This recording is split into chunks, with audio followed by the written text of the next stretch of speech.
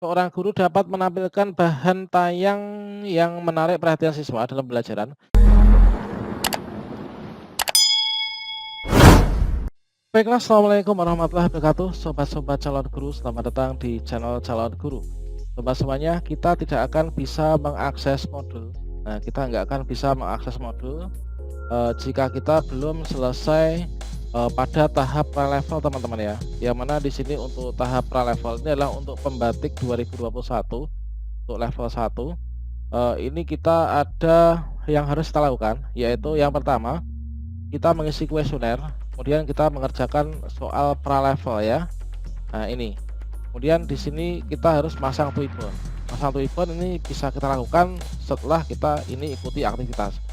Kesempatan ini kita akan belajar bersama, yaitu membahas soal pra-level ya, soal pra-level untuk pembatik 1 tahun 2021. Oke, di sini kebetulan kita sudah buka, teman-teman. Untuk soal pre-level ini waktunya 30 menit ya durasinya. Oke, di sini kita jawab bersama. Namun sebelum kita lanjutkan, bagi yang belum subscribe jangan lupa klik tombol subscribe-nya ya, aktifkan notifikasi loncengnya sehingga nanti jika ada update video terbaru kalian nggak akan ketinggalan informasi. Oke, coba ini teman-teman, gimana ya? Pemilihan media pembelajaran hendaknya dilakukan berdasarkan pada kriteria tertentu. Misalkan apakah untuk belajar individual, kelompok kecil, kelompok besar, atau massal. Pernyataan itu dalam pemilihan media termasuk dalam kriteria apa, teman-teman? Nah, ini hendaknya dilakukan berdasarkan pada kriteria. Nah, belajar individual, kelompok kecil, kelompok besar, ini berarti apa? Nah, ini kita coba saja ya, karena kita juga baru belajar ini ya. Nah, untuk kuis ini kira-kira apa nih? Berdasarkan kriteria tertentu, yaitu kalau di sini kita lihat individual, kelompok, ini berarti sasaran ya. Nah, sasarannya itu apakah individu, apakah sasarannya kelompok atau kelompok besar. Ini sasaran didik. Kemudian pada saat mempersiapkan pembelajaran, seorang guru dapat menyusun strategi pembelajaran. Nah, saat mempersiapkan pembelajaran, seorang guru dapat menyusun strategi pembelajaran dan menentukan media yang akan digunakan dalam pembelajaran tersebut. Kemampuan dasar yang harus dimiliki seorang pendidik terkait dengan keterampilan memiliki media pembelajaran adalah, jadi ketika kita itu memilih media itu kita sesuaikan dengan materi pembelajarannya ya. Misalkan kita ingin mengajarkan tentang macam-macam hewan, berarti medianya apa? Media gambar gitu kan. Nah, itu teman-teman. Kemudian kita scroll. Pada saat mempersiapkan pembelajaran, seorang guru harus dapat menentukan jenis media yang tepat sesuai dengan materi. Dilihat dari kemampuan jangkauannya, media dapat dibagi ke dalam media. Nah, jangkauan ya, media yang memiliki daya input, daya liput yang luas, media memiliki daya liput, media yang dapat didengar saja, media yang dapat dilihat, media tradisional dan media berbasis TIK, media 2 dimensi dan media 3 dimensi. Ini dari kemampuan jangkauannya.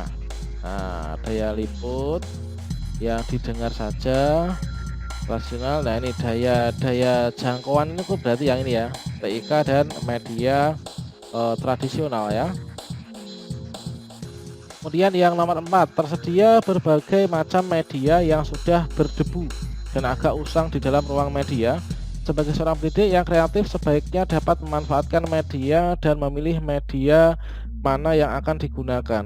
Dia memiliki beberapa pertimbangan dalam hal ini. Pertimbangan dalam memilih media pembelajaran yang harus diperhatikan adalah, coba apa ya? Coba kita pilih yang paling panjang aja ya, teknis misalkan. Nah, jawaban yang paling panjang kadang benar juga ya. Seorang guru harus mampu memanfaatkan media pembelajaran dan sumber belajar untuk mencapai tujuan belajaran utuh. Pernyataan ini yang benar terkait dengan media pembelajaran adalah ini mampu memanfaatkan media tujuan.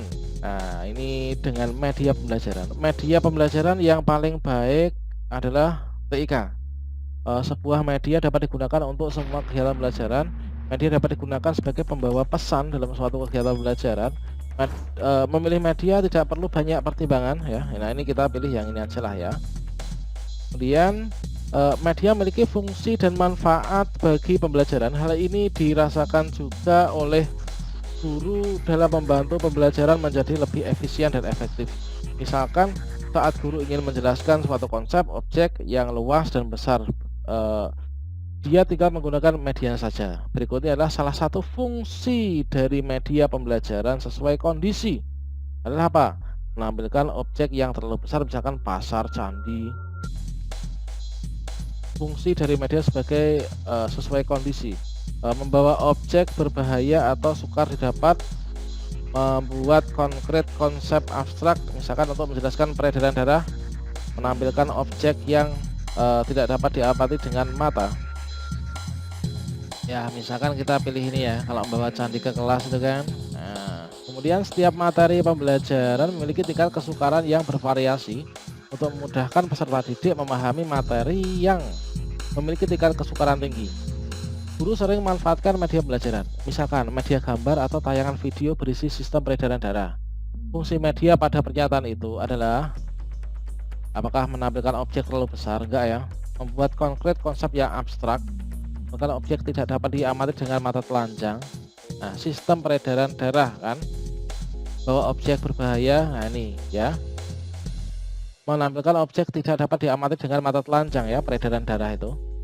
Kemudian seorang guru ingin membuka situs Google untuk menuliskan catatan, ide, atau refleksi yang bersifat pribadi atau untuk dibagikan secara umum. Fitur yang dapat dimanfaatkan oleh guru ini apa? Seorang guru ingin membuka situs Google, menuliskan catatan. Nah, kalau ingin nyatet itu apa? Kita bisa blog ya. Nah, ini seperti yang saya juga ini blogger teman-teman ya. Kemudian seorang guru sedang bergoogling, nah googling atau membuka situs Google untuk mencari informasi mengenai pembelajaran berbasis TIK. Pengertian googling dalam istilah internet itu apa teman-teman? Googling, program mencari informasi, desktop publishing, program menjelajahi laman, penciptaan laman. Apa?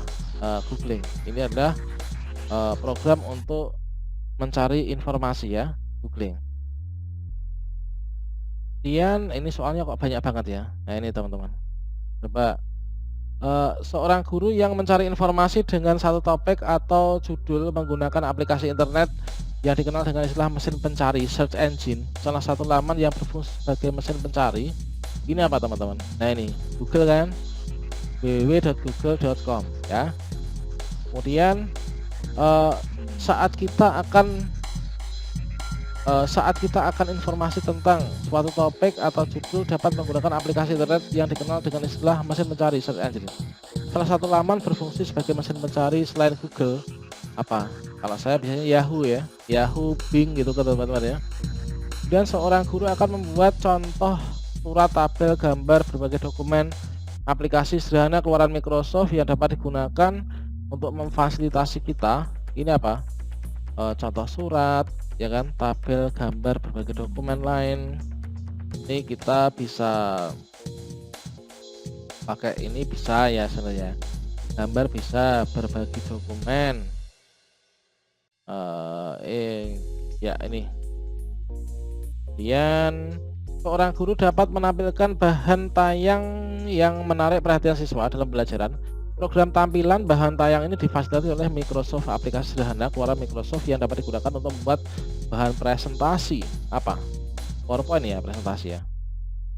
Kemudian tools pembelajaran daring atau online cukup banyak memiliki fungsi masing-masing. Salah satu fiturnya berupa kumpulan soal tes sumatif dan tes akhir pembelajaran. Fitur Moodle ini apa teman-teman? Daring, online, banyak memiliki fungsi masing-masing. Contohnya ini kumpulan soal tes. Ini kita bisa apa ya? Nah, kalau saya ini membuat ini, saya taruh sini, linknya saya bagikan ke siswa saya gitu kan. Kemudian dalam pembelajaran daring terdapat beberapa unsur atau elemen pembangun pembelajaran elektronik. Unsur ini yang bukan unsur pembangun elektronik apa? Penulis konten, kemudian penata grafis, perancang pembelajaran, pemrogram komputer. Unsur berikut yang bukan unsur pembangun elektronik. Penulis ini pembangun enggak? Penata grafis, perancang pembelajaran.